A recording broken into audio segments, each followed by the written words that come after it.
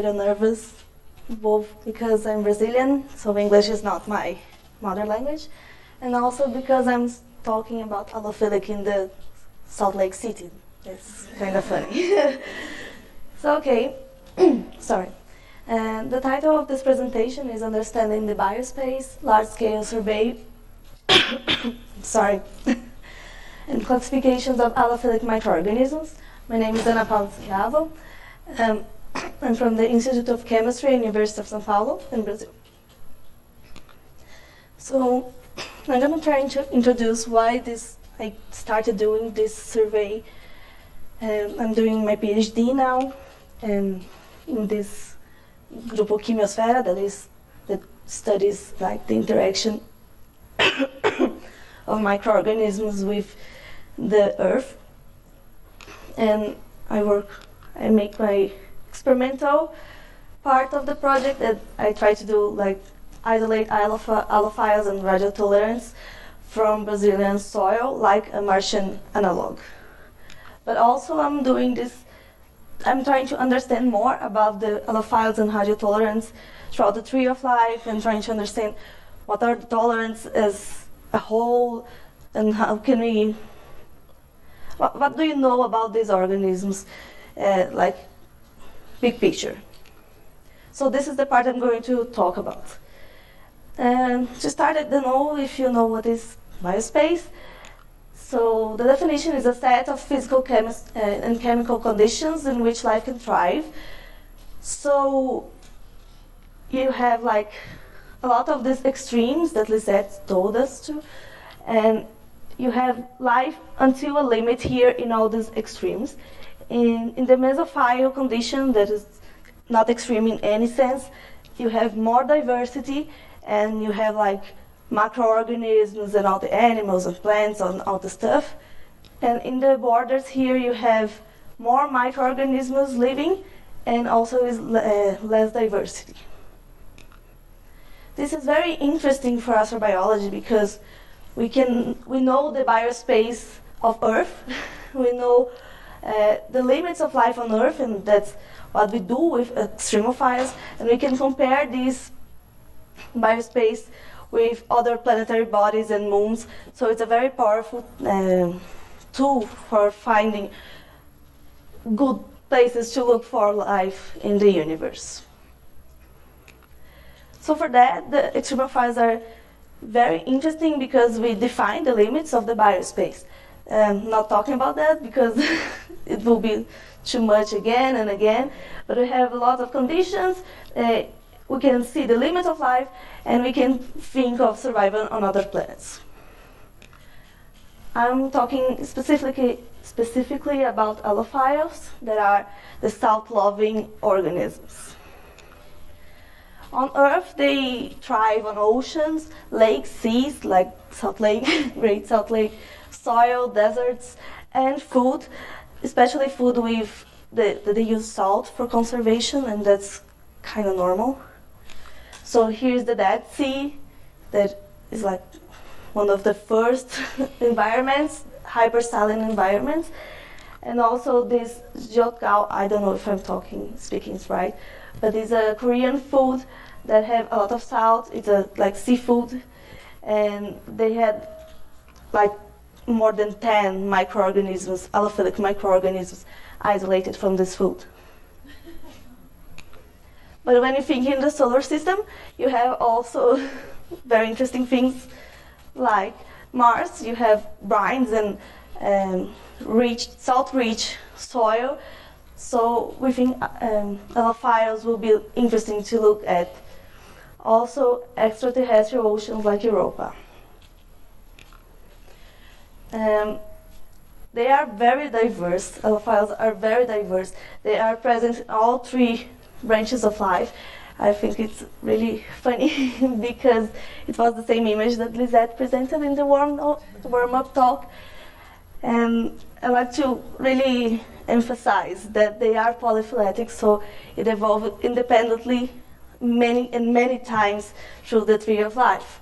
And there are various different mechanisms for the resistance. So I think it's I think it's interesting, and it will be important later. And I like to highlight this because people always, how I say, people always think that archaea are the extremophiles and archaea are the allophiles.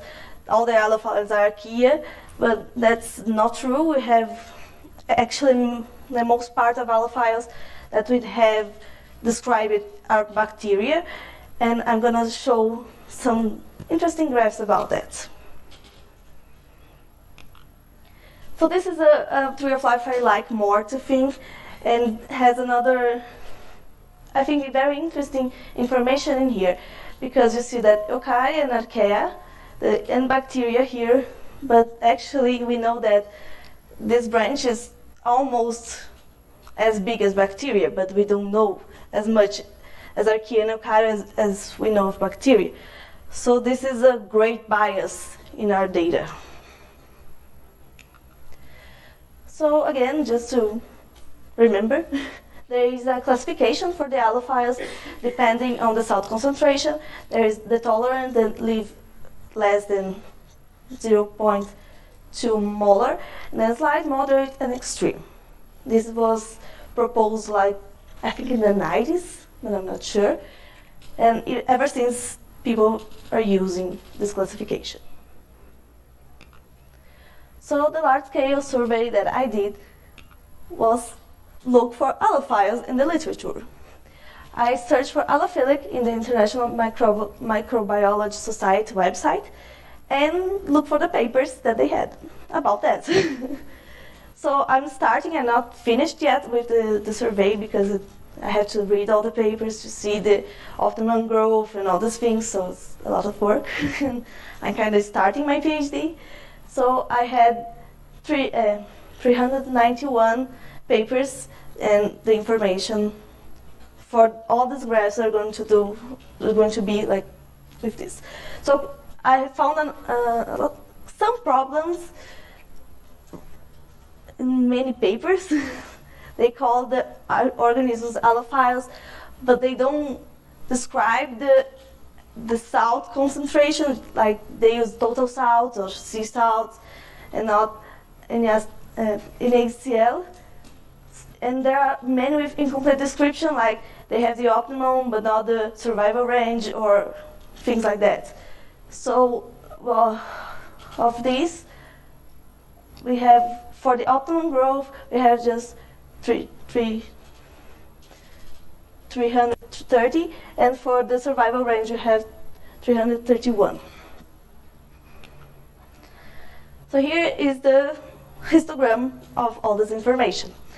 As you see, we have 3 very distinct peaks with the 3 domains, which is very interesting, I think, because they are really separated. Only here the archaea that have a little peak here, but the other ones like just one little range of salt that they do the optimal growth, at least in the literature. So here you see the archaea that everyone thinks they are extremophiles and greatly allophiles. Yeah, they are here in high salt concentrations. But we see, I think it's very interesting that the bacteria, they are the optimum growth of them in like, it appears more to the left here, so it's lower salt concentration than the eukarya allophiles. It's not what we usually think, because we don't actually look for much allophile eukaryotes, so it's kind of weird. I don't know, I thought it was very strange. And here are the lines that are the concentrations for the classification, as I just said. So here would be the slight, moderate, and extreme allophiles. And with this, we see like most bacteria would be slightly allophiles, and most eukarya would be moderate allophiles, and most archaea would be extreme allophiles. But we know that's not actually true. We have much bacteria living in hypersaline environments.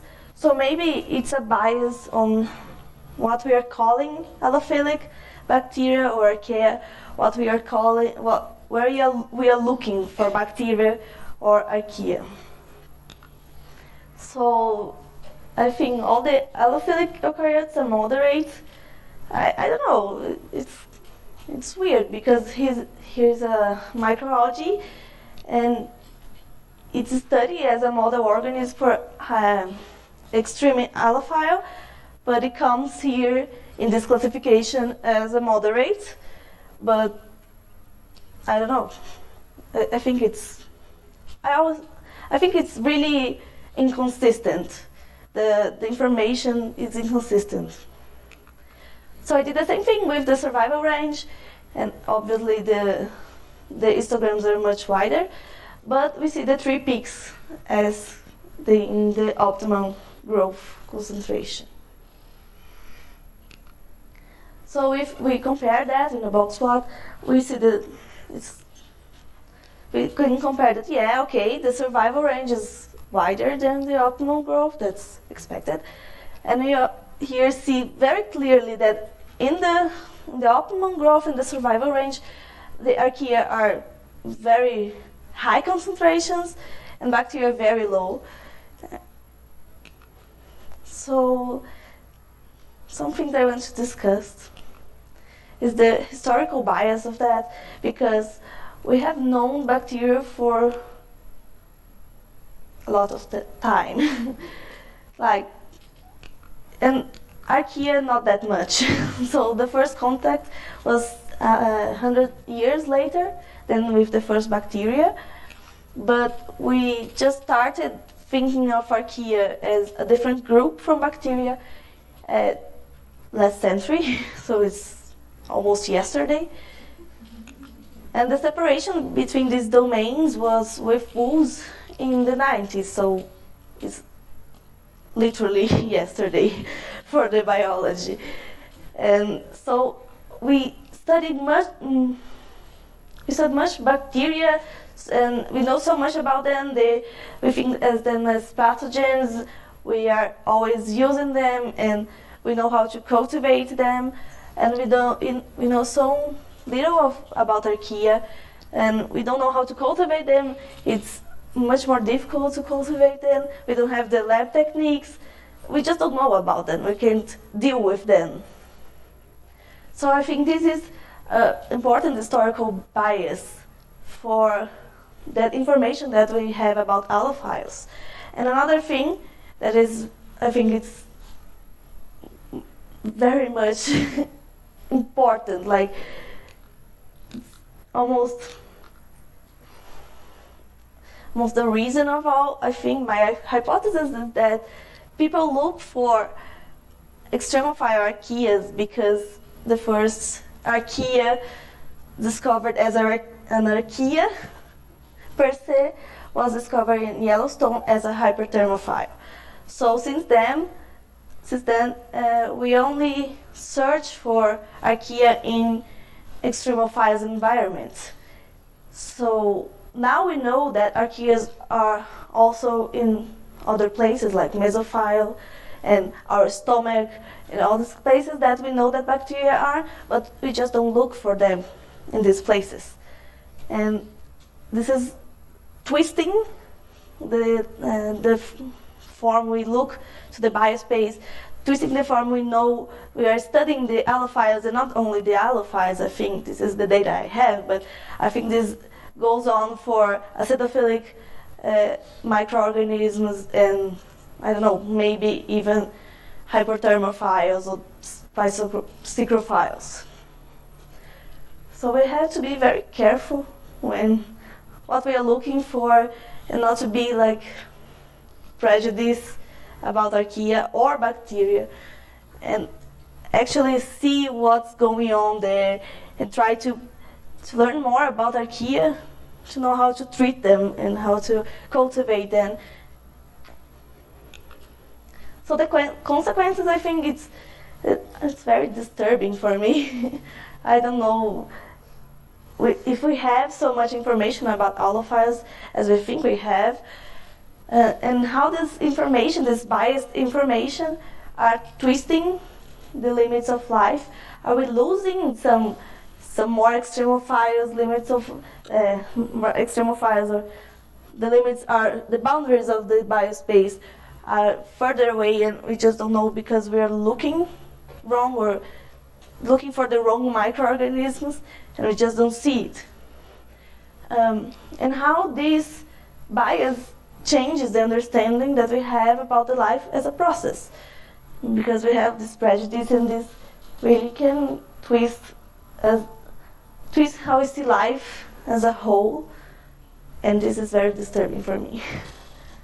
And how this impacted the search of life on other planets, also because of the biospace, the awkward biospace that we have now. So I don't know, for me it's very disturbing. So that's it. I'd like to thank you, my laboratory, the university, all the funding agencies, and that's all.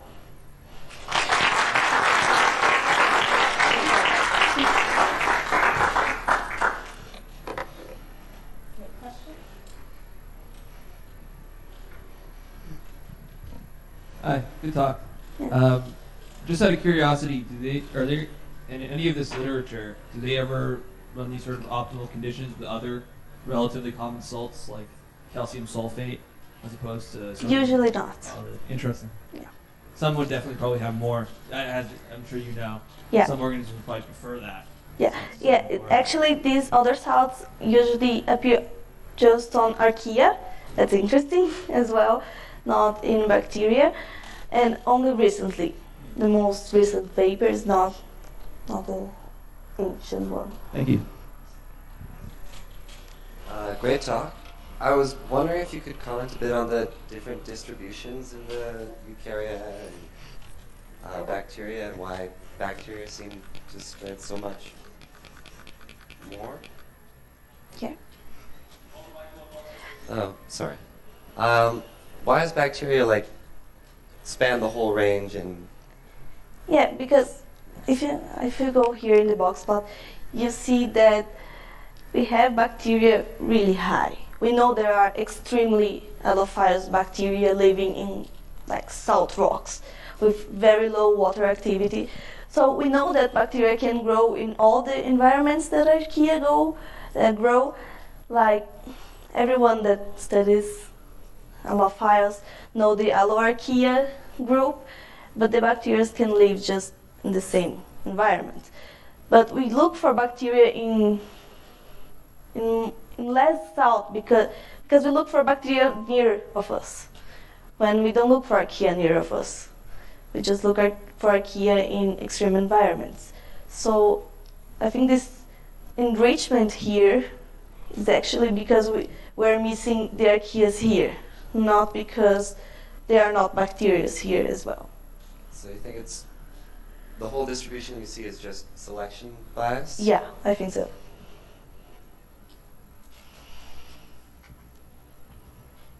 Hey, thank you for inspiring us all to read more papers.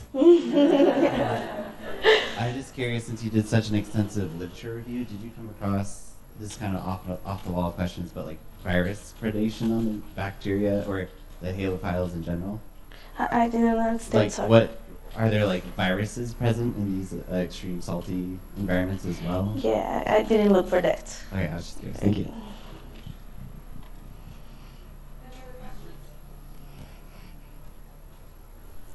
I don't know if this is a question, more so as a comment. Okay. But so I also do some halophilic research on the Bonneville Salt Flats, which is not the Great Salt Lake, but sort of kind of tied in there with the Great Salt Lake a little bit because they're in a similar area. But I thought it was really interesting that you note that everybody always focuses on the haloarchaea because, I was writing my paper and there's a ton mentioned about the haloarchaea. But one of the interesting things is they're all heterotrophic, so they have to be having somebody else making their food. Yeah. And that's usually this algae, I think, that you mentioned, this Duonella. So yeah, and there are a lot of cyanobacteria that are halophiles. So yeah, it's very interesting. Yeah, and so I really liked that you kind of like highlighted that the bacteria are really important in these ecosystems and that they're there. I also noted in my own sort of, I don't know if it was as extensive as your literature review, that a lot of the sequencing methods for these things, they just did like a really baseline 16S sequencing, and it wasn't really deep enough to capture a good spread of the community. So I think you're absolutely right that we are missing a lot of these potential organisms that could be out there. And even the sequencing, we are much better at sequencing bacteria than we are with archaea. So probably we are missing much more the archaea in this not so good sequencing, environmental sequencing, than we are missing bacteria. So yeah, I think it's disturbing. Okay, if there are no further questions, then we will take a quick coffee and snack break and then meet back here at 10:20. Thank you.